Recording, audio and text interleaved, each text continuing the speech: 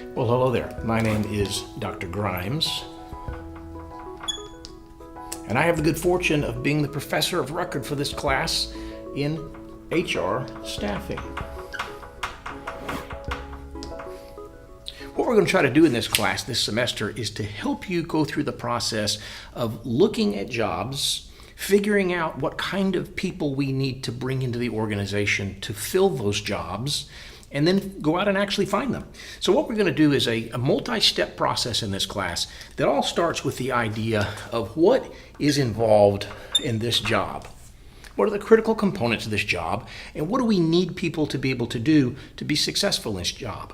Once we begin to understand that, after we analyze that job, then we're going to, as part of this class, create a job description. We will then use that job description to think about where we would find people that can do the things that would succeed in that job description. And then we're going to work on a recruitment plan, which is simply a listing of where we're going to go, what resources we're going to use to get people to come in and interview for our jobs.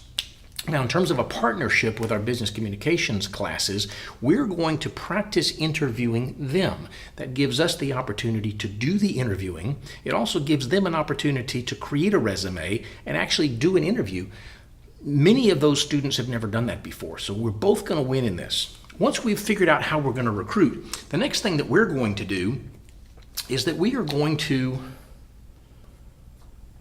create a list of questions that we'll use in our interviewing times. Standardized questions, very open-ended. What would you do in this scenario? Tell me about a time in the past when you did that, so we can find out if this particular person who has applied for our job is a good fit for that job.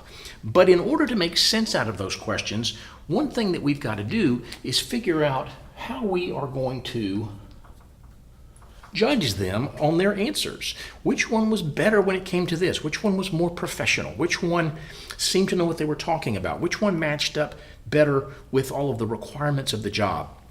We know that by creating a matrix that we're going to use to score them. It's a little scoring sheet, so to speak.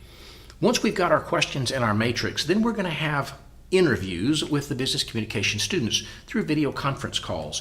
And during a period of about 2 weeks, right before Thanksgiving, you will have set aside particular days and times, and they will have signed up for these interviews, and then you'll connect with them through video conference software, and you'll actually have interviews. There'll probably be 5 or 6 of them before the semester's over during that 2-week period. And at the conclusion of those interviews, you will think about who you would hire. You'll think about what they did well, what they did poorly, and then which one would you hire. And then you'll talk to your partner and see if we can come up with a consensus on who we would hire. At the conclusion of the interviews, they're going to give me feedback on how well you did, and you're going to give me feedback on how well they did. And then we will pass that information to the business communication students.